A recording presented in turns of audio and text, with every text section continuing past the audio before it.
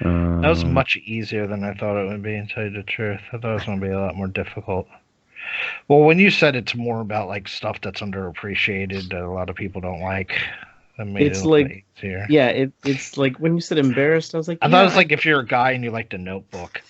I get. Oh, no, no, no, yeah, no, not like that. Like more like stuff that was more or less not appreciated by a huge majority that you find entertaining enough. Yeah. The Marvel Universe. Shut.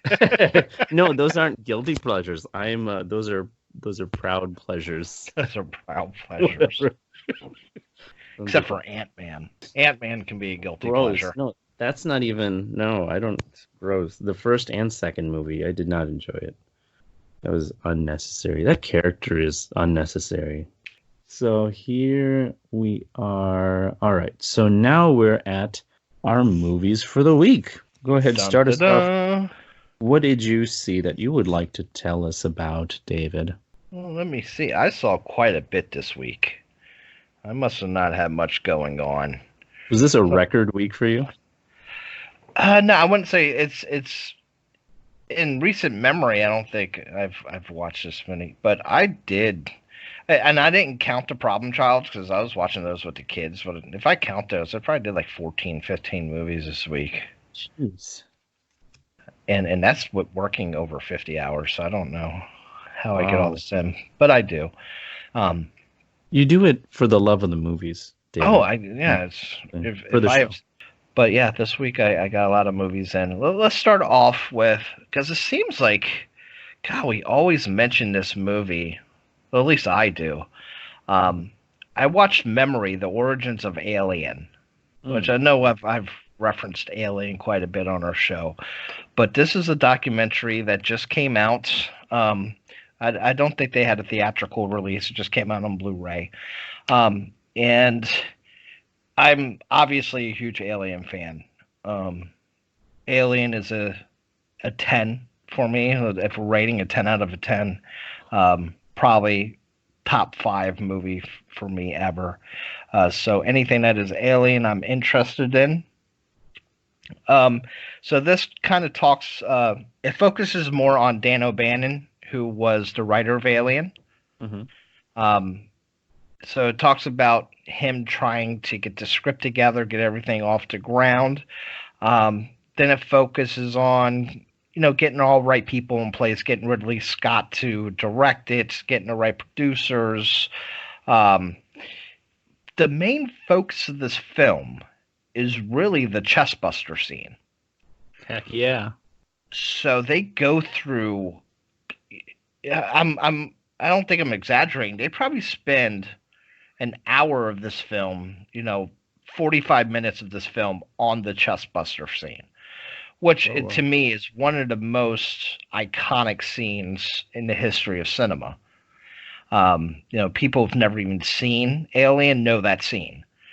Um, so they talk. They also talk about of Giger. Him contributing what he did, the fight to get him on, losing him from doing the movie, then getting him back on, showed a lot of his artwork. But yeah, I really really liked the documentary. The only thing, my what I can be critical about is the fact that it did focus so much of its runtime on the chestbuster scene. Hmm. Um, all the stuff with Ridley Scott, who was the director, most of that was footage from other interviews. They, for some reason, I don't know why, they couldn't get him on board. It also had no interviews with the, not really any interviews with the cast. Nothing with Sigourney Weaver, um, and Dan O'Bannon's dead. So it's a lot of people that, it's great they have all this knowledge and inside knowledge, but we didn't get a lot of the firsthand knowledge that I would have liked. But it's still if you're an Alien fan, it's a must watch. Yeah, I was pretty intrigued after I saw it the first time. Well, not the first time, but the first time I saw it with my daughter. After that, I looked up Geiger, his background and stuff, and I was like, oh man, that kind of sucks. Like his whole history with that movie, I kind of felt like he deserved more recognition than they gave him, and what ended up happening with his history with that whole development. One thing I remember was when I was looking up like stuff about the movie and stuff was that they actually made I think it was the face portion of the alien head was made from a human skull, like from a cast of a human skull, and the drool was KY jelly and shredded condoms were used for like the Yep. tendons and stuff. I was like like it's so weird. Like I mean obviously it doesn't even matter. It's not like it's used condoms or anything. It's not dirty or gross. But like the way the things that go into the design or how they do like the special effects and things for these movies, it's just like you don't even think about that. You think like, oh, they must be just manufacturing some parts to make this stuff work. It's like, man, go to the store, go down to that nearest sex shop. He's like, hey, I need you to pick me up some KY jelly and condoms. I'm like, sir, I really don't think this is the time. He's like, no. It's for the it's for the goddamn movie. Shut up. Yeah, they do show a lot of Giger's artwork, Yeah. and if you like that dark type of stuff, he was a genius. And the alien, he already had some paintings that they drew the concept for the alien creature from. Mm-hmm. So all that stuff, the visual references in the movie, he was so important in developing that. And it's just an amazing accomplishment what they did with that film. And I think I've said it before, that film, it's now 40 years old. You take out the computer equipment from some of those scenes, that film stands up today just as well as it did then. It was I was surprised when I saw it. I was like, oh man, old movie. It's like when I was picking a good kind of intro to scary movies for my daughter when she was younger. And when I watched it, that must have been like the second time I ever watched it. Yeah, I was surprised. I was like, oh yeah, this is like it's still really good. Like the copy was good. It was a Blu-ray copy.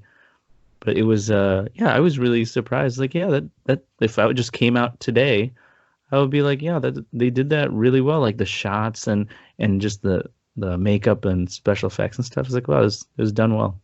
Done well. There it is again. Done well. Listen, It's done that as is well as you can fucking do it. that's gonna be, you have to understand that when I Get a say t-shirt that just says done well. I have so many t-shirts already, I can't wear them all. I need one t-shirt with all of my quotes on it. But when I say that, it's a compliment. Yes, this is a compliment. Done well. And like you But said, the popularity or the iconic chest buster scene, that was the point in Prometheus when I realized like, oh crap, this is a friggin' alien movie. Because I stopped watching trailers and I didn't know anything. I don't know much about like the history or like all of the like the backstory and stuff. So if there was any name drops or something along the way up to that point at the end, I didn't pick up on it. And I just thought like, oh, they're stealing like, oh, those look like the eggs from Alien, but I didn't make that connection until the final scene when it bursts out and it's like the alien shape, that xenomorph. And I was like, oh, holy shit, this is a prequel. And that's when I started looking it up and stuff. and Prometheus is such an amazing movie as well. God, it's such and Alien Covenant got a lot of shit, but I really liked Alien Covenant too. I liked it for its sequel potential. I'd have to see it again to be more honest in my review about it, but I remember liking it. I liked oh gosh, what's his name who played the android? Well, Mm. his name was David, wasn't it? Yeah, maybe. That sounds familiar. No, I mean the actor's name. Oh my gosh. I forget his name. Michael, my name's Is Michelson. it Fassbender or Oh, Fassbender? Fassbender. Yeah, Mr. Fassbender. Yeah, he was really good in that. I like that. Yeah, I liked his he played that android role so well. He's very believable. Well, what did you have a short list this week? Yeah, we don't need to make fun of it. My Size doesn't matter. yeah, exactly. See? So I saw, unfortunately, because there's not. It's hard to find some movies to watch with my kids, and I try to take them on these discount Tuesdays for the three of us to go see. at AMC, and I took them to see Playing with Fire, starring John Cena. I like to call him he's a wannabe Rock. I mean, come on. There's only one Rock. You know what I'm saying, David? I mean, you know what I'm saying. But can The Rock rap? He hasn't reached there yet, all right? He's doing so well in all the other fields he's working in. He's going to get there eventually. I mean, LL Cool J went from rap to acting, and see how well he did. So we know that from Deep Blue Sea. What am I talking about? Talking about John Cena. Oh, yeah. John Cena. In kids' movies. John Cena. This movie is downright awful. Do not see it. Do not rent it unless you just love John Cena. The only thing I think I liked with John Cena... What could it make you like John Cena even less if you do love John Cena? His poor acting. I mean, this movie made me love John Cena. No, he seems like he's a good guy. But, a good guy. Yeah, he's a good guy. So but it's not done well. Those are just my two things. It's a very it's like out of two. It's a one. One is very not done black well. and white. It's either done well or not done well. Not done well. So he plays a firefighter who takes in some kids and later finds out. I'm going to ruin this story because it is crap. And he finds out that their parents died 2 years ago, and they ran away from foster care. He does not look good with his shirt off. I'm sorry. I do not like his shirtless scenes. I'm not a fan of like that bulky kind of chubby muscle. You know what I mean? Like I like my man crushes at least as a you like cut and as a guy. Huh? Yeah, like the Rock. No, like a He-Man action figure. Even okay, He-Man is probably borderline Cena because Cena is like a shorter, kind of chubbier version of He-Man, but The Rock is like he's big, he's muscular, but he's cut, and Hugh Jackman kind of the same way. He's got good vein structure in his muscles, and I'm half serious when I'm telling you all this, but I'm also laughing at myself. But John Cena, he has one big vein, and I'm not talking about that. He takes off his shirt and he lifts it up, and he's got this weird ass like pipe hose vein going straight into his shoulder, and I was like, ew, gross. Put his shirt back on, and it's on the other side too, and I was like, ew.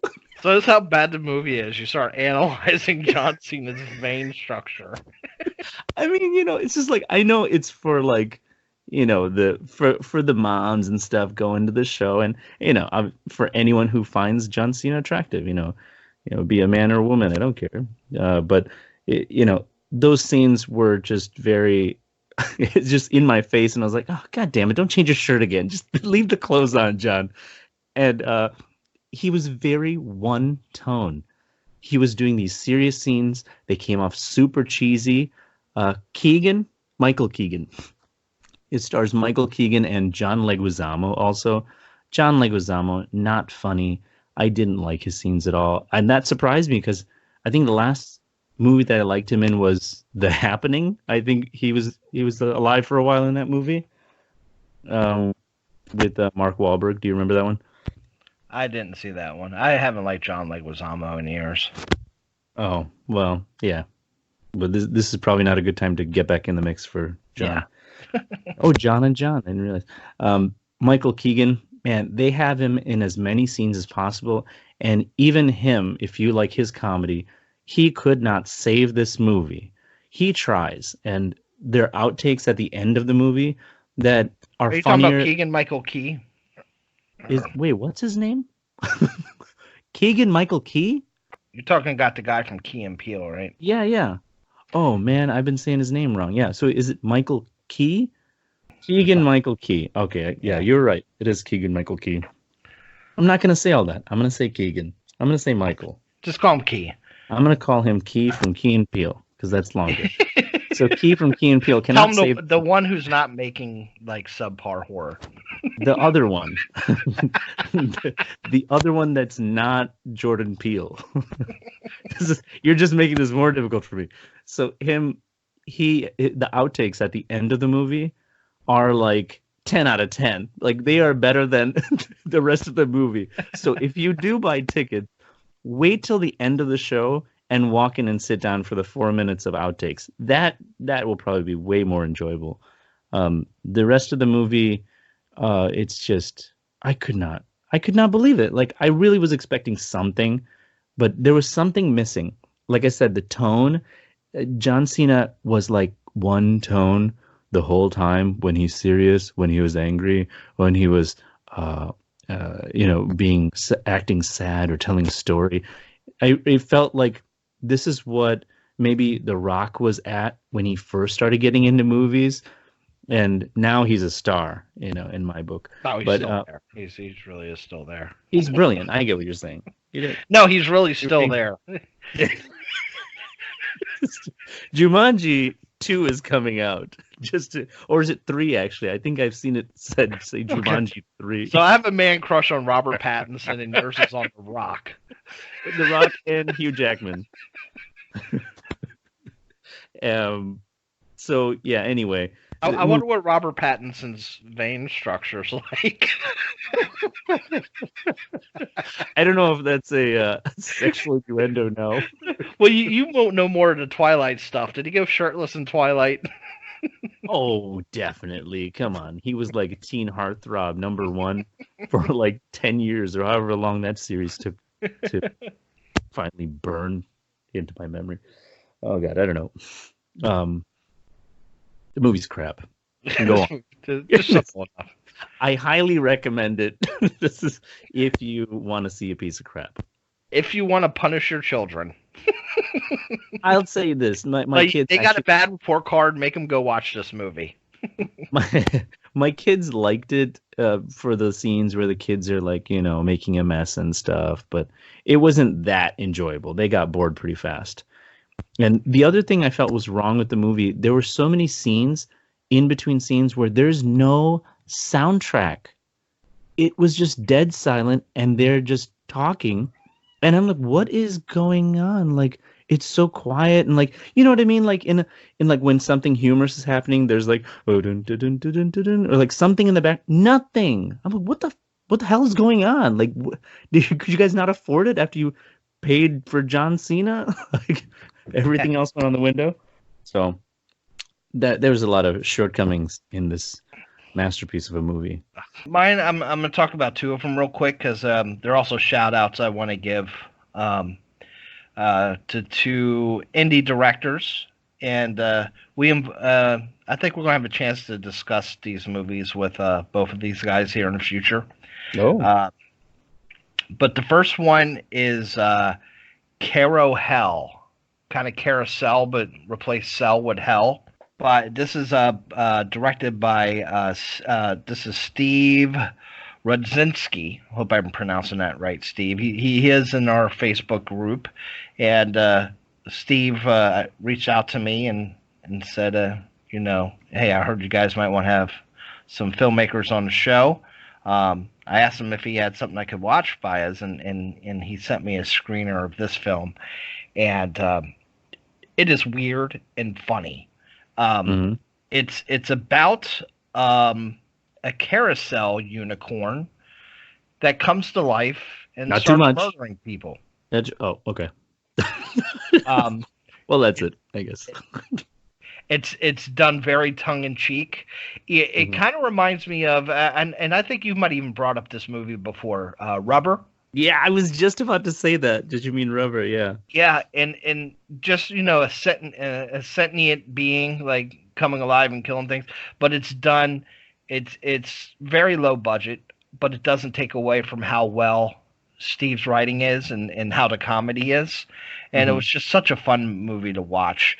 And I'll get you to watch this one. But I think we'll be able to speak to Steve about it. But that was just a really fun movie to watch. And after seeing another indie piece of crap film. This kind of Mm. like made me feel good. uh, and the second one is called The Rake, Rake, by Tony Wash, who is a friend of mine on Facebook too. This is 2018. This is actually showing on Amazon Prime, so if you have that, it's free. Um, this one it has a much higher end quality to it. You can tell that Tony had a much bigger budget to work with, but it's kind of a slow burn monster film, but it Oh, has that slasher feel to it. So it's a from what I've read, it's based off a creepy pasta story. oh, I Um, love those. which I don't know too much. I know Slender Man. I guess everybody knows Slender Man, but I don't Yeah. know too much else about the creepy pastas.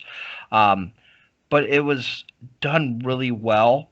Um, there's certain ways that Tony uses the camera in the movie that I'd like to talk to him about, but it's a slow burn. David, did Uh, you say it was done really well? it was done very well. Just saying. Just saying. Go ahead. Continue. um, but it was I watched that today. Hmm.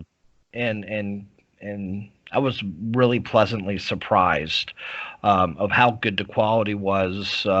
If you watched it, you would just think it's a horror film that you're seeing on Amazon. It's not really super low budget. Good camera work. The gore and the effects are really good.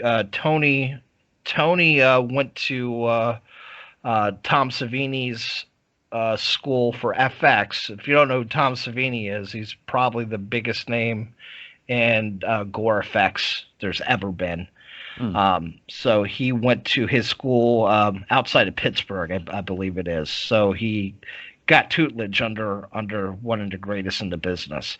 So the gore effects are done really really well. It's all practical effects too. So um, I'll have you check out those films, and I think we'll have a chance to speak to these guys. But they two really good low budget indie horror films. Yeah, like we were talking, and I'm not sure if this part is gonna make it on the show, but when we were talking earlier about indie movies, like I'm looking to you to tell me or show me what is what in your opinion is good indie writing or storytelling or just films in general compared to what is bad. Because in my opinion, maybe I've just seen really bad ones and I just turned me away from indie films.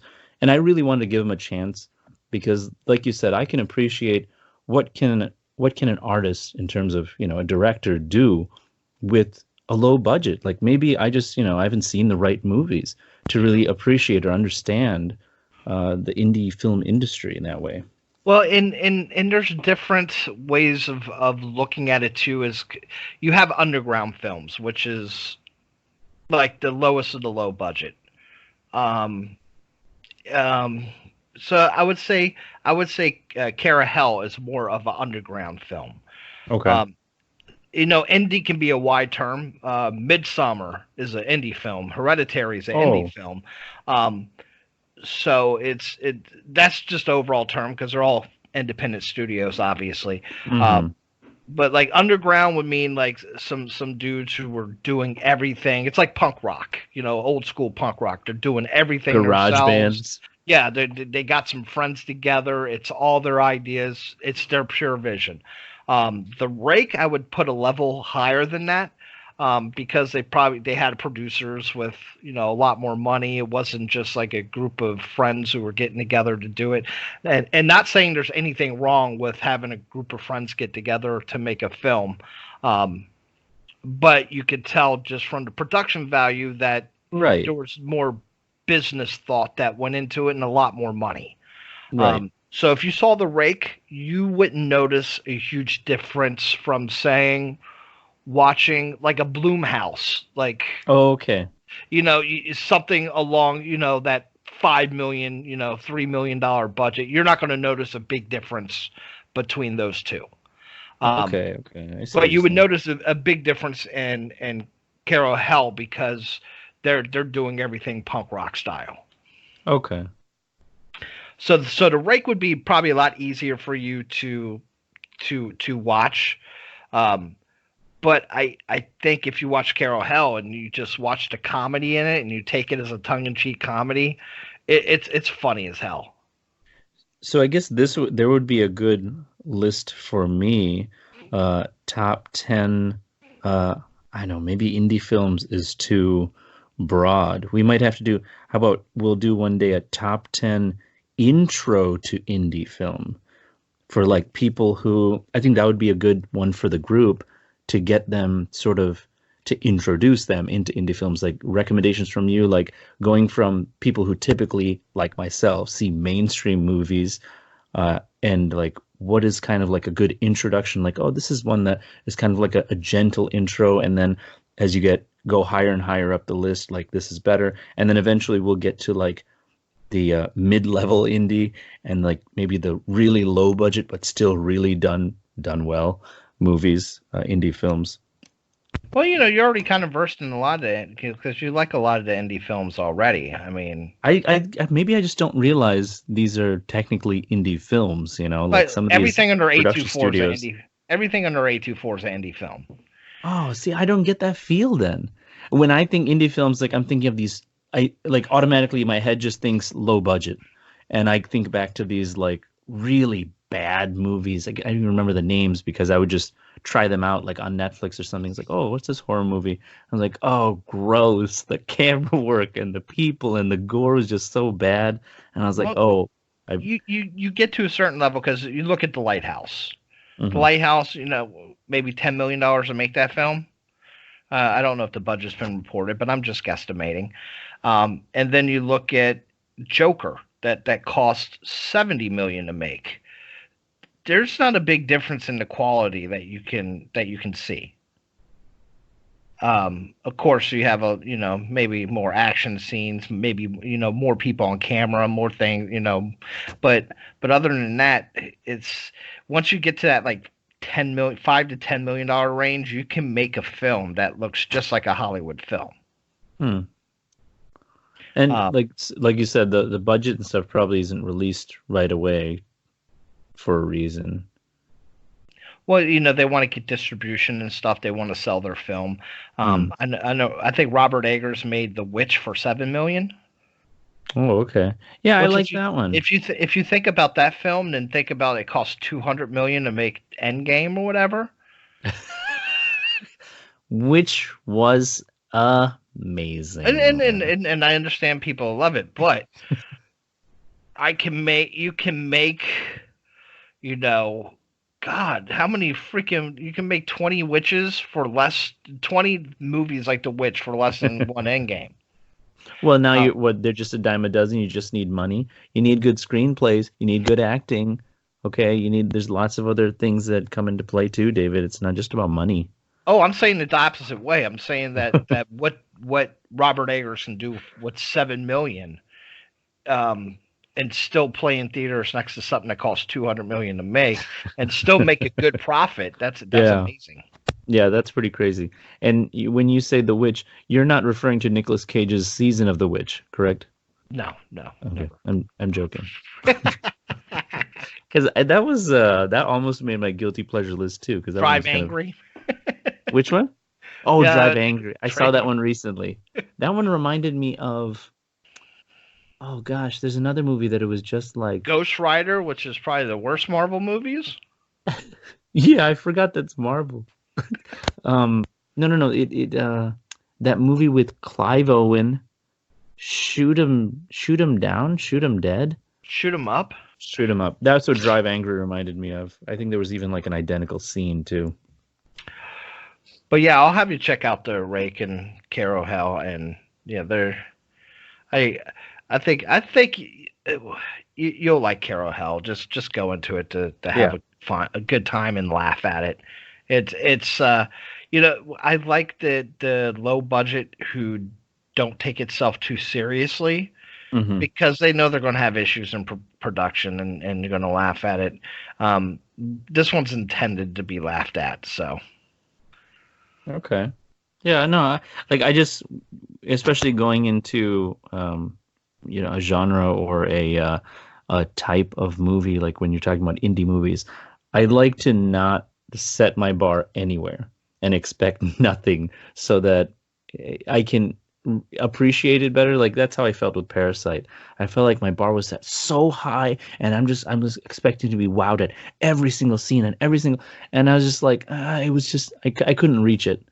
Like I was happy with it, but it didn't hit it for me, and I felt unsatisfied on a certain level, and not it wasn't a letdown by any means, and I don't mean to, I know you're over there just wringing wringing your hands, and you're like, oh, that son of a. Everybody has a right to a wrong opinion.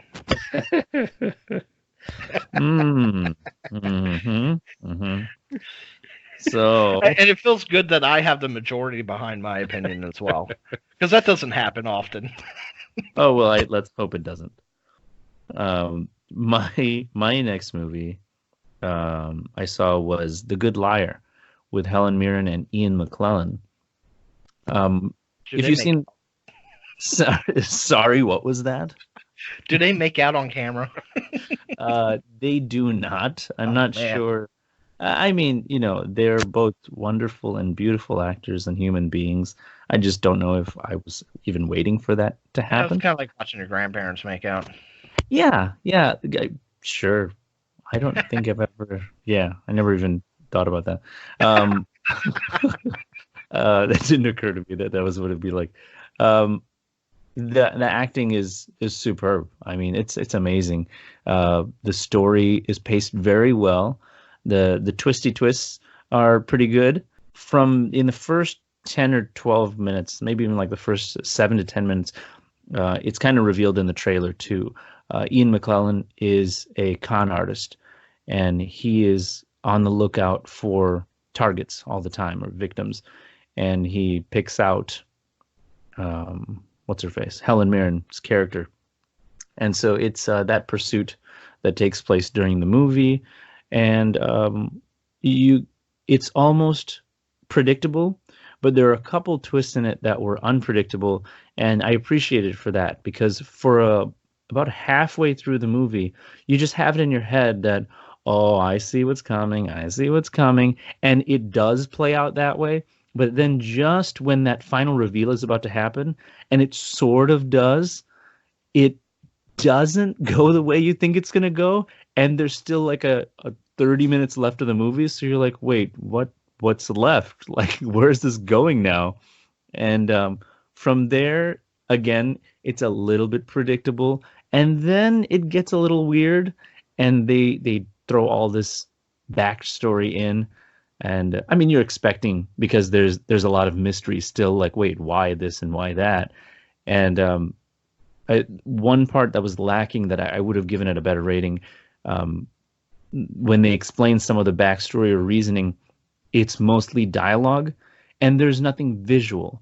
And I was like, when you're telling this story to get in the emotions, to feel for a character, like I'm here at a movie to see something, Yeah. and if and not that to shoot down either of these actors because I'm trying not to reveal which actor or whose story is what is being revealed, but not to shoot down either of their talent or their acting ability, but even given that, the story that he or she tells or reveals is pretty significant that you're just like, oh, show me, like give me the emotion, show me what you went through. And they don't. And that part I was like, what? Stop talking. And I just wanted to see more at that point. And it was like, because it's kind of like the big payoff, right? You get to the end and they're like, oh, this is the climax. Like you want all of it. And they didn't there. But it was a good story, well paced, brilliant acting, and like I said, just for those couple unpredictable moments, I was caught off guard, and I was like, oh, that was pretty good. So, yeah, I gave it a 7 or 7.5 or something in the group. So I was pleased, especially after seeing Playing with Fire and John Cena's brilliant work. Um, Going into Good Liar, I was pleased. Is that how you got back into reality? Oh my gosh. Yeah, it was such a, because I've always left was playing with fire that day. I would have been just like, oh, what a freaking waste of time. All right, my next film is a film. I think it says a 2018 release, but I think that's just because it made festivals. It wasn't really released for public consumption until this year. Mm, It's called Braid, Braid. Um, it's a psychological horror film mm, directed by Mitzi Peroni. I believe she is a first time director. The film centers around three friends. One of them is an absolute nutcase. Um, I'm trying to her name. Her name is Madeline Brewer. Um, Anybody who watches the Handmaid's Tale will know her. She was also in Orange Is the New Black. She oh, was also in Cam from last year. It's another horror film. Um, and I like her. I think she's a pretty good actress. I like her in everything she's in. Um, but she plays pretty much somebody who's totally out of her mind, and it's a group of three friends, and they've lost contact over the years. Um, two of the friends are still really close, and they're kind of drug dealers, and their house gets raided, and they are able to escape. Um, so Madeline Brewer's character, the crazy one, she's inherited her grandparents' big mansion, has a lot of money. this isn't too much, right? No, I'm just giving the basic idea. Um, Okay. so they just the ones who get busted or almost could get busted, they go back to the crazy friend, and the crazy friend just kind of makes them play a game from when they're kids. She's kind of stuck Mm, in this place, um, but it turns into this very dark psychological thriller horror. There's some torture involved. But it's good old torture involved. But it's one of those films. The term's overused, like fever dream, but mhm. it's very dreamlike and has very strange logic to it. But it's kind of meant to be that way to keep you off balance. It's illogical, but it's meant to be illogical. Right. Um, and I just thought it was I've never seen anything like it before. It's very original. It's one of those mind fuck type movies. It just messes with your brain. Right. And it keeps you off guard. You just don't know exactly what's going to happen. Yeah, I And love that. I really enjoyed it. It's one of those films I really want to give a second viewing to. Mm, Um, because my ratings when I rate a film, I always feel it's some reviewers they just stick to their rating, and I think your initial rating there's a high probability that changes after your second viewing. I hope I'm not the only one who thinks that way, but I think you really need to see a film a couple times to get a total understanding of that film if it's something that's really psychological because you always miss stuff upon a first viewing. So I think I gave this 7 out of 10, but it's also one I think I even put in my review. It's something that I'm reserving the right to change that in the future because I think that could change upon second viewing. Um, I really love the poster for this. I think I did post that in the group. I Even the remember poster, a blue poster with the characters on it. Yeah.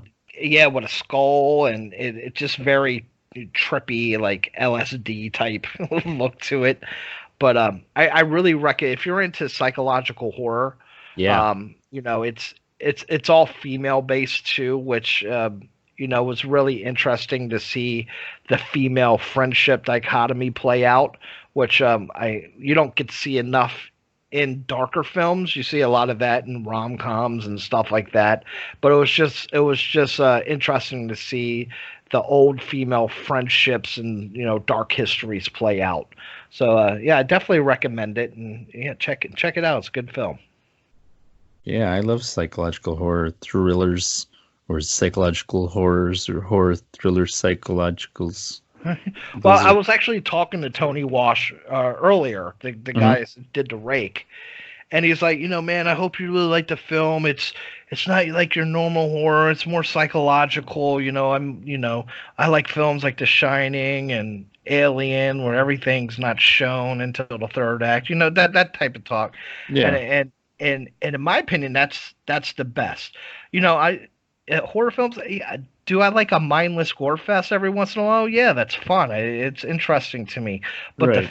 the films that stick with me that I think are great films that are of the darker horror, they're the ones that just build the atmosphere and the tension, and they have more to say than just killing somebody. It, things like Hereditary, where that's really a family drama. That's just family just imploding, and you have these horror elements. Those are the type of films that stick with me personally. I mean, I feel like how you're talking about how there's kind of the gradual reveal of the horror element, whether it be a creature or something else. Like that's classy. To me, I feel like that's like at a higher class than just you throw it all in there in like the first act and then like okay, well, I've seen it. Like if you do that, like it better start escalating in quality. Like oh, there's it can if it's a creature or something, for example, you see the whole damn thing in the first act. In the second act, there better be something that I don't know about this creature. Like oh, it Yeah. can also do this, or it should advance. If it doesn't, then it's just like okay, what does it matter anymore now? Like that's Well, everything. two of the horror tropes that bother me a lot of times. First is a lot of these films feel like we have to do something very shocking and graphic in the Mm, first scene because our audiences aren't smart enough or patient enough to stay with us. So I feel a lot of that is forced sometimes. Like they just try to give you something to hook you, yeah. instead of building up to that point. And you'll notice that in a lot of horror films, Oh even yeah. a lot of action films too. They do the same thing. They have to have some crazy action sequence right at the beginning of the film. Um, that and jump scares. I'm really not a fan of jump scares just for the sake, especially when it's the fake scares. You know what I mean? When it's That not that's the that's actual. the main one I'm Yeah. talking about. The Yeah. one where it's a fake scare and all they use is a loud noise to try to scare you. Especially when you know it's the fake one that's coming. I feel it just takes you out of the film, Yeah. and there's it's not that you should never have jump scares, but when you're just relying on it and you just Yeah. always telegraph it's just such a terrible horror trope. Yeah. Because like if it's really early in the movie, you know it's not going to be a relevant scare. It's going to be a jump scare, and you're like, oh, this is so set up. Oh, my Like, stoner buddy just scared me. Like, yeah. And like um, or it's like it's going to come up like it's a foreshadowing of something that's going to happen again. He's like, look what I found! I found this crazy machete, and then like that's what he's gonna get killed with later, right? So that kind of bullshit. yeah. So yeah, check out Braid. It's different, which I love in a film. Something that brings me something that's original and just from a different perspective I haven't seen before. Yeah, absolutely. I will. That sounds like a good one. And I think, have you seen the Florida Project? I didn't. I did not. Actually, once you said I might have to it get your was wife on a show because she's said better films than you. I didn't even know when she got a chance to see that one movie. What was it, eighth grade? I was like, when did you see that? She's like, I just finished watching it. Yeah, I'm like, when oh, you're watching the Avengers films, I'm over here watching art. I'm rewatching it for like the third time. Like, man, David, you got to see Hey, this Avengers movie. hey, honey, can you believe what Iron Man did? She's like, no, I'm over here watching Willem Dafoe. I'm sorry, I am, hon. I am not that much of a comic book dork. You're painting me to be quite the comic book nerd. Oh, Willem Dafoe, you're watching Spider-Man 3? No, no, I'm Yeah. watching the Florida Project. Oh, Oh, okay. you got your joke all wrong, by the way. He's in Spider-Man 1 with Tobey Oh Maguire. yeah, it's Spider-Man Yeah. 1. Yeah. So joke's on you. Yeah, Spider-Man 3 was Thomas Hayden Church Jay- playing Sandman, and the kid from the '70s show you see briefly is Venom. yeah, 70 show. Oh, God. With Topher Grace. Yeah, as Eddie Brock and James Franco as the Green Goblin. No, wait, Hobgoblin. So I did watch the Florida Project. That was my Resequit A24 film this week. Mm-hmm. Um, I really enjoyed it. I can't say I enjoyed it because it depressed the living shit out of me. Um, it's a film about the Florida Project was what Disney World was called before it was Disney World. That was you know Oh. I guess the term while was being developed. Um, this film takes place in a rundown one of those type like weekly motels that's Mm-hmm. right outside of Disney World. Um, so it's a lot of junkies and hookers and but it really based around this small group of kids who have adapted to live this type of shitty life. And Willem Dafoe plays the manager of the property. Um, and it shows how adaptable children are to situations, which um, as a species, I guess we have to be. As children, you have to be able to adapt to almost anything and being able to live with it. Um, but it's just such a depressing look at the poverty that in the neglect that these kids have to deal with. Uh, Uh, it's a brilliant film. Don't get me wrong. yeah. It's a brilliant film. Um, technically, it's marvelous. But it's also one of those films I think it will take me a long time to rewatch because it just hit me an emotional level that it takes me to a place that I don't necessarily like to be. So I Hmm. really liked it. At the same time, it's not something that I'll revisit very often. Yeah. Yeah, I get what you're saying. It puts you through certain emotions that you don't want to revisit again, right? And Or very recently. film and music are similar. Sometimes you can watch a film or you hear that song and it can transport you back to a certain time or Oh yeah. place. And that could be a good thing or that can be a bad thing. Mm. Um, and I grew up pretty poor, so a lot of stuff hit really close to home. Mm. Um, so if you grew up like you know middle class or rich, I don't think it will affect you the same way. Not that there's a knock on that. Um, you have no control on how you're raised. Um, but I think if you came from very humble beginnings, it can transport you back to a place you don't really enjoy being at. Yeah, I think that was the one where you mentioned the group. It had some like you mentioned the neglect and children, and I was like, ugh, anything with very realistic portrayal of children in difficult situations. I have to really prepare myself mentally now. I used to be just like, oh yeah, whatever, yeah, let me see it. I want to see everything. I think we talked about that in that horror clip we did. But yeah, ever since I have kids, I really have to be ready for that kind of stuff now. I'm just very empathetic with that kind of stuff now. I notice Well, it's I've weird. read a lot of reviews that there's some how the kids interact and stuff can be seen as humorous.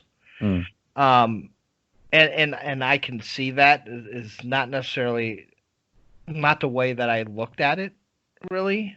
Um, because the kids are so adapted to it, it's more of a neglect. They're not physically or sexually abused or anything like that. It's just that no one's paying attention to them. They're right, just kind of running wild. So in the kids' minds, it's not really that bad of a thing. right. They don't know any better. Yeah, they don't really know Yeah, any better. So you don't really see right. the children in a pain. But, as an adult, you see it's like you see it as it's starting this cycle of poverty and drug Right. use and all that. The kid is just starting on the cycle that it's going to be very hard for them to ever escape. So that's the way that I looked at it. A lot of other reviewers, oh, they've compared it, and I've even seen the director to compare it to the Little Rascals. Oh, Oh, they grew up in poverty during the Great Depression and that, and they had all these fun adventures. Um, but I didn't see the movie in that light. okay. So Dolomite Is My Name. Um, it's a Netflix film. I think you Um, should say that's the title of the movie. yeah, Dolomite's no, My my Name. name isn't personally Dolomite. I For wish first it fucking time was, listeners to the motherfucker.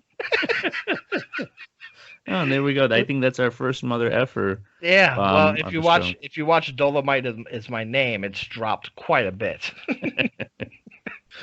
But Dolomite Is My Name is about Rudy Ray Moore, who was did the movie Dolomite, which is a classic blaxploitation film, I believe from I've only, I've 1975. only heard of it. I don't think I've ever seen a single one. But yeah, I've only heard about this character. Yeah, Dolomite is. I remember those movies when I was younger, and growing up in New York, that stuff has, I guess, a bigger kind of appeal. Definitely more of an urban type film. Um, but it was low budget, black kung fu movie. Yeah, With yeah. pimps and players and all that stuff. But the story doesn't really. It revolves around Rudy Ray Moore, just his come up, him going from working at a record store, just being frustrated because he sees that he thinks he could be a comedian or a musician or something, and just seeing him keep on failing. But he has this burning desire inside of him to succeed, and he starts off doing comedy albums that he has to produce himself because they're so raunchy and dirty. We're talking about, um, I guess, late 60s, early 70s, where you had a lot more censorship back then. Um, but starring Eddie Murphy, who Eddie Murphy to me is he's one of my favorite celebrities ever. Hmm. Um, I grew up on his comedy, his films in the 80s is just every film he did back then was great. So ever since then, when he started to get more into children's movies and stuff, I'm not really interested in that. So it was good to see him come back and do an adult film for an adult audience. This is Um, an adult film. yeah, well, but yeah, he's just amazing in this film. They're kind of hailing this as his big comeback.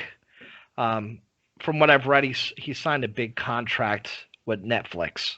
Hmm. Um, but he's in it. Keegan Michael Key, who we brought up earlier, Got it right on the first shot. he's in it. Chris Rock has a small part. Craig Robinson, which a lot of people might not know his name, but they'll know him when they see him. Hmm. Um, there's some other big names in there.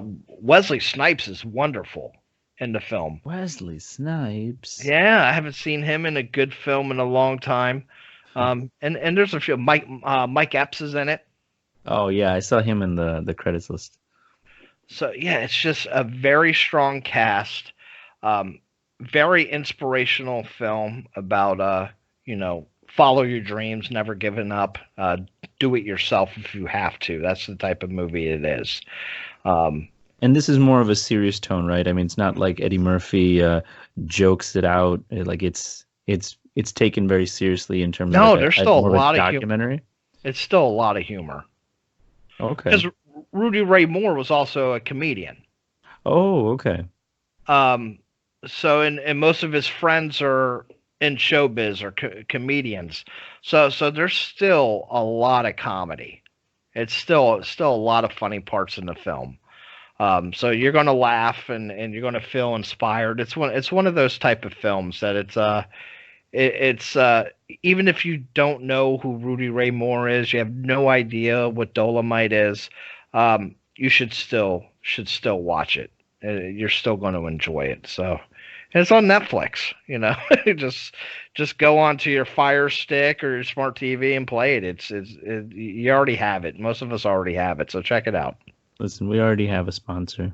All right, so just just chill out with the Oh, I Netflix. didn't tell you about Not the Amazon sponsor. the Prime. Oh yeah, you keep dropping the Prime and get Netflix. Chill out. Yeah. Netflix and chill. All right. No, I do. That does sound interesting. I do want to see what Eddie Murphy is like now that when he's back in the biz.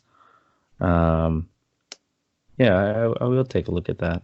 And it's one of those films you can watch with anybody. Like I had a friend at work. I told him to watch the movie. He had no idea who Dolomite was. He does like Eddie Murphy, and he's like he came in the next day, and he was like, "Man, I think that's my favorite film of the year." Um, Now he doesn't watch his films like we do. He's not he's just a casual moviegoer, but that's what he told me. It's the best film I saw this year. And Well, this is, that, oh yeah, I remember it was yeah, I just swear I was like, isn't it was in theaters, and like you said, I noticed that now it's the ones under Netflix are like, oh, for a weekend, and then they're gone and they're only available on Netflix or something. yeah, And I didn't realize. they did it with The Irishman, with Martin Scorsese's film. Yeah, that one I really wanted to see in theater too. Now I gotta acquire it. No, it's going to be on Netflix in a few days. Oh, okay. I'll That definitely was do it produced on by here. Netflix. God damn it. You know how many times you've said Netflix in the last like minute? Good God, relax. I wish we were getting like $100 every time you Uh, dropped on Netflix. I didn't tell you, Netflix. Oh, man. but I think that is out on Thanksgiving or the day after. What is? The Irishman. Oh, no, I didn't know the exact date. No, oh, I posted that poll in the group, but I didn't include Netflix releases, though I think those were all theater releases.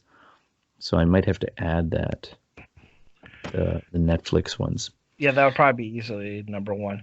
Now I think it's a 3.5 hour movie, so I think I had a chance to go see it in the theaters, but 3.5 hours, I think I'd rather watch it at home. That's it would be pushing it. Yeah, 3.5. Like that was, I And there's think, no intermission. and get well. What movie has intermission? Why do you have to say that? What movie have you seen that has intermission? I think The Hateful Eight had an intermission. Really? Yeah, I think it did. The first one around. Maybe. But Quentin Okay. Tarantino is a lover of old Hollywood. He didn't have one in Once Upon a Time in Little Hollywood. Once Upon a Time in Hollywood. I forget what it's called. And Yeah. that's like 3 hours, right? Yes. Yeah, it was. I mean, I didn't have a problem with it. I expected it. But yeah, I'm waiting for you to see it so we can we'll do a talk on it because I think you'll like it. It was really good. I think they need to bring back intermissions. Do you need a pee break or is it a snack break? What is What? the I think that you stretch do break? need that. Um, but I think it lets you kind of, especially on a 3 hour movie, it lets Yeah. your brain rest for a moment and kind of take in a little bit what you've already seen. Don't you feel like that break also kind of takes you out of the movie? But if you're sitting there swarming around because you have to go to the bathroom, Okay, so bathroom reasons aside, yeah, I get it. I yeah, yeah, like you I need don't to. know. That's the worst because I'm the type like I don't want to. I just paid $10 to see this movie. Um, and I love film, so I don't want to miss it. But I'm like, oh God, it just makes it seem longer, and it might even be that long. Hmm. Because Yeah, you get the 20-ounce drink before like half a penny more. They give you 1,000 ounces. with the camelback, the backpack attachment. and, and I'm not a soda drinker, but I'm like, I'm at the movie theaters. I have a little bit of soda, and then it just like runs through you. You got to bring your own catheter. Yeah, Gotta Foley yourself before you come to the movies. yeah, that's what they should. We have the reclining seats. Let's just have like a little special depository.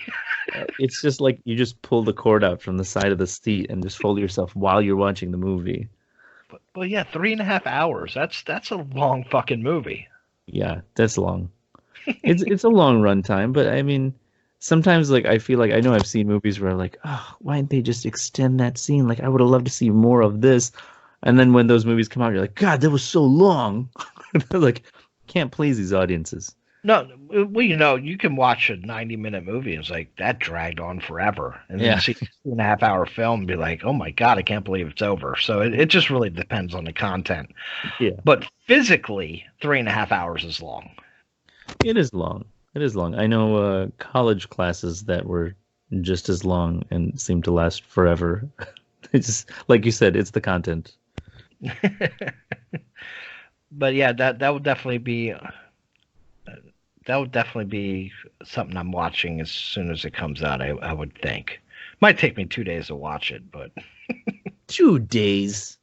I think you might want to watch it all the way through in the first one. I think you'll like it. Leonardo DiCaprio and Brad Pitt did really well in that movie. I really liked it.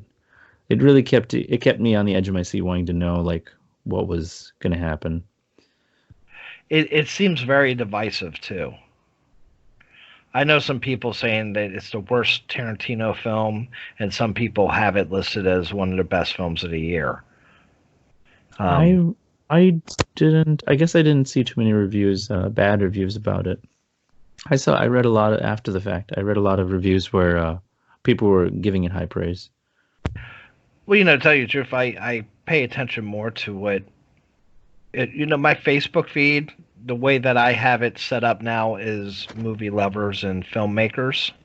So I kind of gauge what's going on, at least with the genre fans, because I see eye to eye with them on a lot of stuff. But just in my Facebook feed, it seems there was a lot of love and hate for it.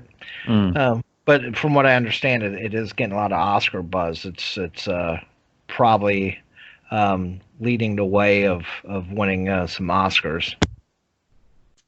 Oh, we'll find out. When is that? You said it's in February next year? Yeah, it's in February. But do they even matter anymore? I don't I know. I don't know. It's like we keep. It's It just a only matter of matters time when it's before a film we. I like wins. I was like, it's just a matter of time before we cycle back around and talk shit about the Oscars and the awards again every so often. Well, they're there to be talked about, so I think they want to piss you off to a certain extent because now they're trending. Mm.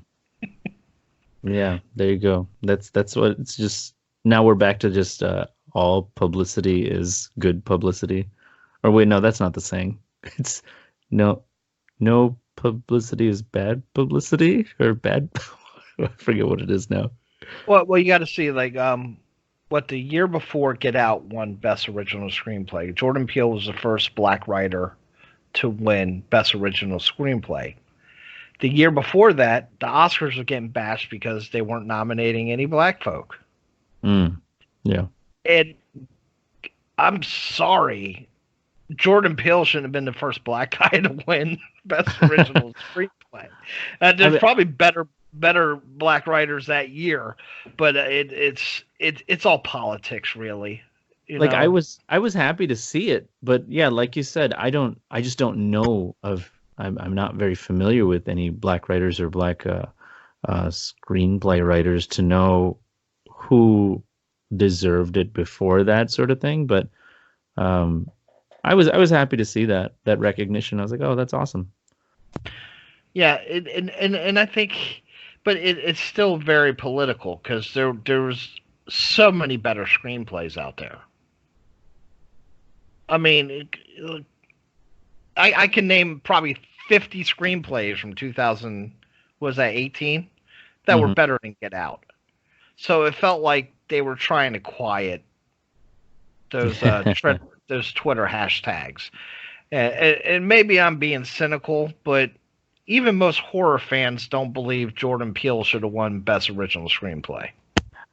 I feel like so maybe let's say you're right. I mean, I feel like they picked one that had enough push for it to win that it wasn't half bad of a choice for it to be considered. You know what I mean? If they were looking for that one written by a black man to pick. So I don't know. I thought it was original. I thought it was pretty original. I liked Get Out, and we can do an extended on that too if you Oh, want. we can do a whole Jordan Peele show. Uh, Oh it's yeah, we can do like yeah, we can talk Us and Get Out in one thing. because That'll I've be had the same experience with both movies, mm, where upon first viewing, I really like them, and they fall apart. They just totally fall apart for me. And I like Jordan Peele, and I root for him, and I see a lot of potential, but he's made to be like the savior of horror, and I, I don't see it. I don't see it yet. mm. Um, I like his ideas. I definitely like what he's trying to say politically, but that still doesn't make it a great film. Yeah, I get what you're saying. So and I respect and I Key and Peele show I loved. I like his comedy as well, but I think he's being it's like Rob Zombie, um, Eli Roth. Eli Roth was like the handsome guy of horror, and everybody tried to put him over, and he made a couple good movies, and after that, it just went all to hell.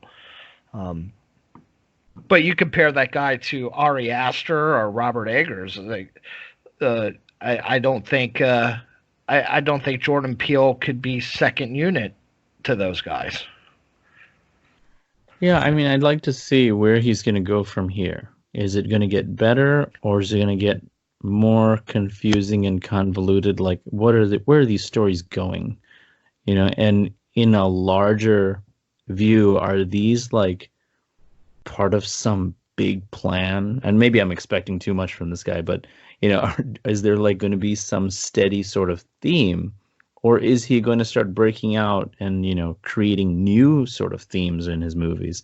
Because I feel like it's starting to get um, not overdone. It's only been two movies, but I would like to see something original again, like how I felt for his first movie.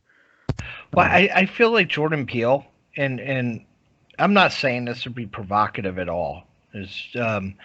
But I feel like sometimes there's a veiled racism with the way how some horror fans put him down.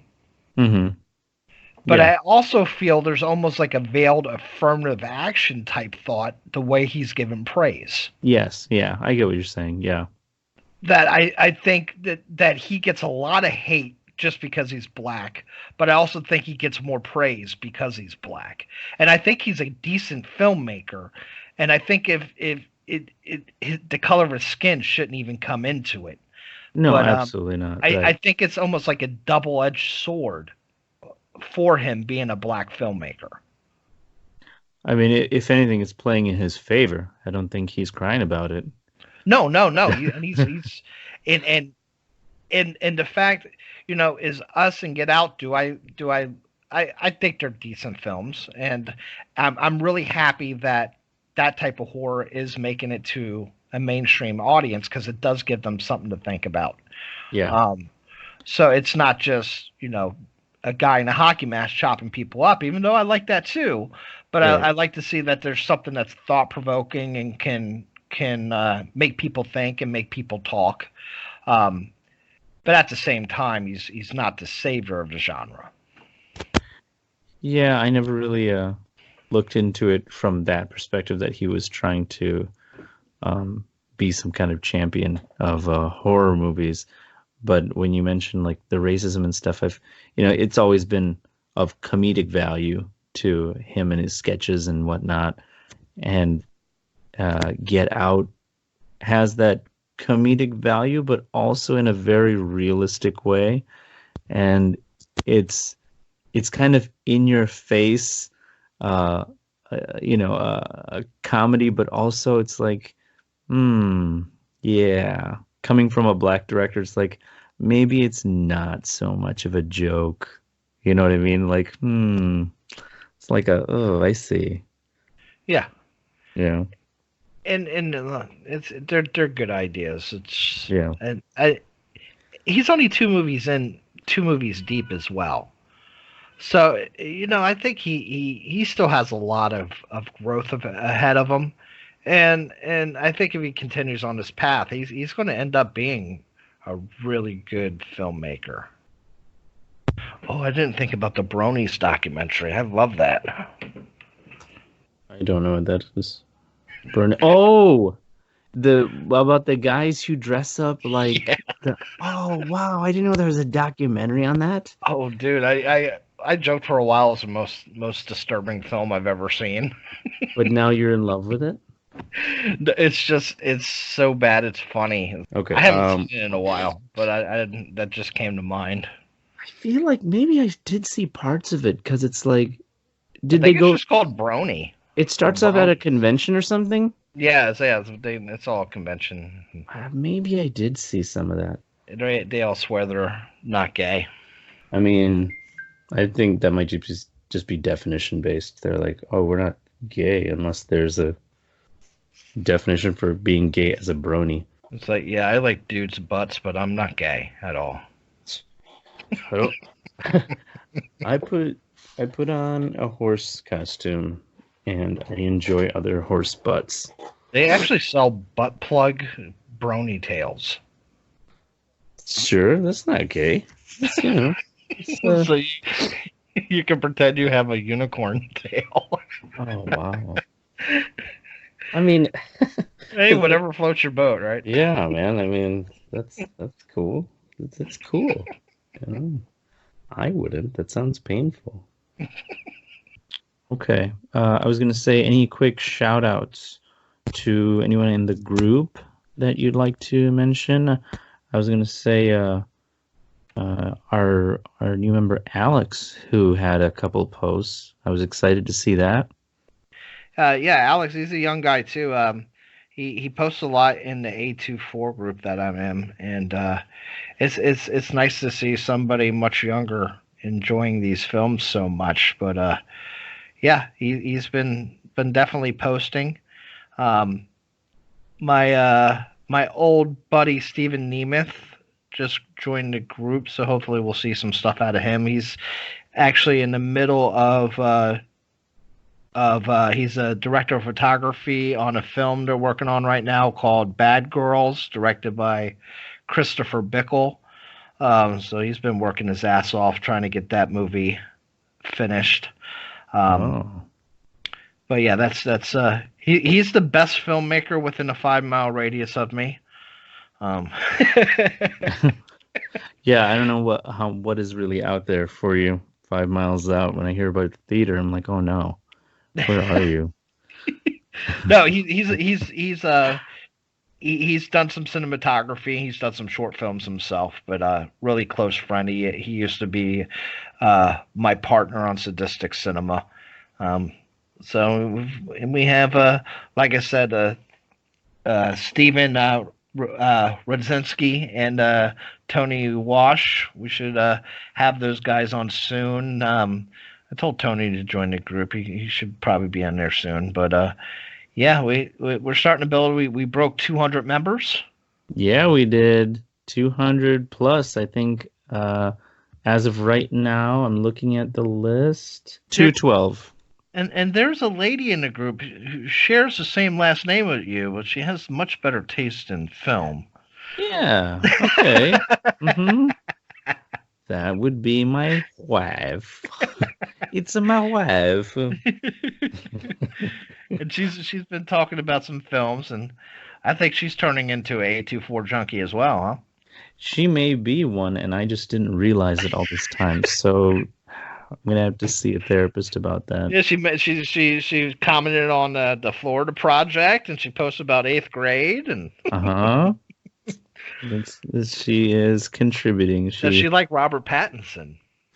Not, you know what? You have no competition. Don't worry. He's all yours. You don't need to get, I felt it, the possessiveness just now. It sort of creeped up, but not to worry. It's all yours. No, I don't think anything specific about it. She didn't like Twilight or anything.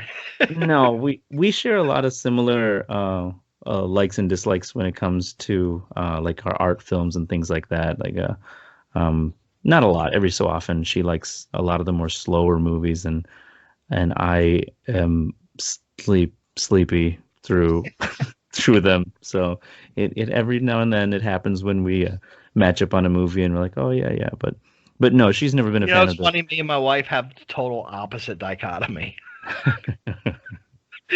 She's falling asleep because the movie's too slow. Yeah. Yeah, you were mentioning, and then when she wakes up, you refuse to fill her in Oh, on I'm the trying to movie. remember what movie she asked about. Oh, I think she asked about the Florida Project. It was one of the movies that I mentioned this week, and she's like, "Oh, well, what?"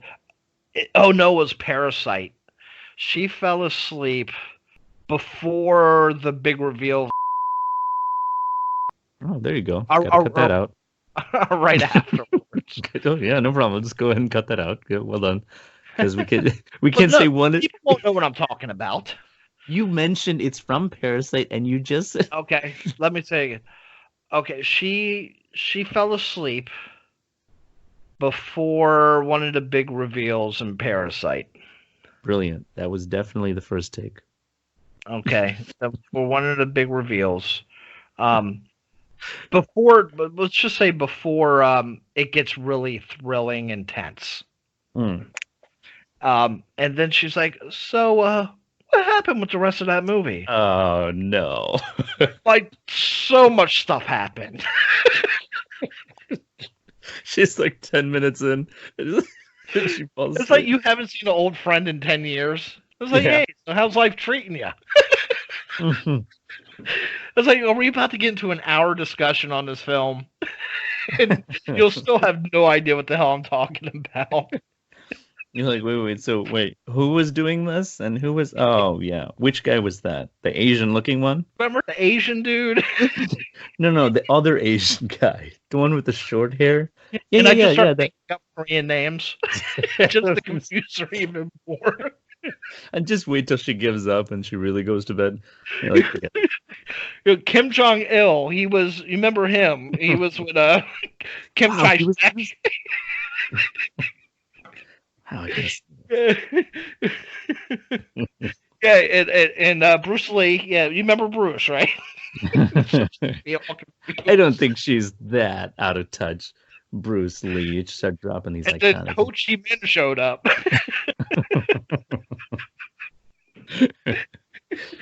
But yeah, it just it's so I love her, but I just kind of looked at her for a second. I was like, One more wow. name I wanted to drop was my friend Marty, who reminded me of Van Helsing when I thought of that movie. I was like, oh yeah, because that is one of her guilty pleasures. Also, she's mentioned it to me, so that I forgot to mention when we were doing that. Somebody Uh, mentioned Mean Girls. oh yeah, and that's probably with my wife. If I asked her for a movie, which maybe I'll do that. You should do that. It's like get a quick wife mention, like for her mention on a list, like a movie or something next time. Let's see, my wife's so terrible. Like She's so she terrible. Jeez. she's so terrible with stuff like that. Her if I ask her if I make a pop culture reference, she's just like, if I talk about an actor, I can't say the name. I have to like go into like a 5 minute aside to like his filmography and what he looks like, and that one time he did that one thing. Like she doesn't even care. And then you're just crying. You're like, I don't can't do this. It's like, yeah, Robert Pattinson, we just watched 82 movies with him in it, hon. Yes, the Twilight guy. Oh yeah, him. Yeah, the one with the vampires and the werewolves, and he kind of Beautiful had and he that whole glitters in the mustache. sunlight. You're missing out. You got to see no. If you are a Robert Pattinson fan now, you have to see all of the bad ones too, so you can appreciate where he came from. Because those were just I don't agree with that train of thought. you feel it would ruin your love, your Okay, so, image. so since you're a Marvel fan, you have to watch Captain America from 1990. I will. No, if Um, I do that, you you have have to to see watch all all those Twilight. terrible Punisher movies. Ugh. I do have to give it that Punisher show was one of the best things Marvel's ever put out. I gotta see that one. The one with that guy from Walking Dead, with Shane from Walking Dead. I know which one you're talking about. Arthel? I don't know. This name's something like it's on one of those streaming services. Yeah. Oh, which one? Netflix? Yeah. But they did 2 seasons, and then with Disney Plus, I guess they discontinued a lot of those shows. Mm-hmm. But from what I read, I think Disney's picking John up to maybe add him into some of the Disney film universes as the Punisher. Which the Punisher is by far one of the best things Marvel has, one of the best IPs they have. Well, did you finish the Daredevil series, or did you ever get into that? I watched a couple episodes. I just never really liked Daredevil. There's a special someone in there. There's a certain you're so super you can't even see. Well, his superpowers are elsewhere. All right. No, but you don't know. There's a certain someone in that series. Oh, Robert Pattinson's in Daredevil. Oh my God, is he your only love in life? Who is the other secret love you have? I don't know. A certain Miss Dawson. Zaria Dawson's in that. No, I didn't know. Oh, now you're gonna binge watch it tonight. All 4 seasons or whatever is out. I heard it was good. I made it through like maybe 2 episodes and just kind of lost interest. Oh, I was I don't remember exactly how the first 2 episodes were, but it's more of like a more real outlook on becoming a hero, because he doesn't have heat vision, he doesn't have super strength, he has this acrobatic abilities, and that hear good. He can he can hear really goodly good. Really goodly. Yeah. So, but it's interesting because like it's almost like his transition to like learn how to get better at being a hero. So the fight scenes, you've commented on the fight scenes, they're really good. The choreography for them are pretty good too. Yeah. So, well, you need to watch The Punisher. I think that would be the end all be all. Punisher series on some service. I will check it out. On some service. Some bullshit service. Got it. It is definitely mature. Okay. It is very violent, and as the Punisher should be. I mean, this guy's all about revenge and punishing. And I mean, yeah. Yeah. His name's Punisher. He better be punishing someone. the disciplinarian. And to tell you the truth, I don't like The Walking Dead. And you've told me that, yeah. And basically, when they killed off John Burf, I'll fuck his name up, but he was the best thing on The Walking Dead. I'm behind like a season and a half. So if it happened in the last season and a half, I'm going to choke you somehow through this microphone. Jason? What'd you say? John Berthal. He played Shane. Oh, yes. So this when is they a spoiler killed off for the Shane, show, that was the best character. It was so you saw pretty deep in then, because that doesn't happen until like 3rd or 4th season. I made it to, I think, the first episode of season 4. Oh, okay, yeah, because I think and after that, at the end of 3. Well, season 2 was probably the worst season of anything ever. Is that your cat? Is that mine? I heard Stop it, Gary. Gary Coleman? What'd you name him? No, he sounds like Gary from SpongeBob, his snail. Oh, yeah. Meow. All right, guys. Well, that's our show. You've been listening to Coast to Coast Film Reviews. If symptoms of sanity still persist, please go see your doctor. I'm Raj. Have a good night. And this is David. Have a great time of day.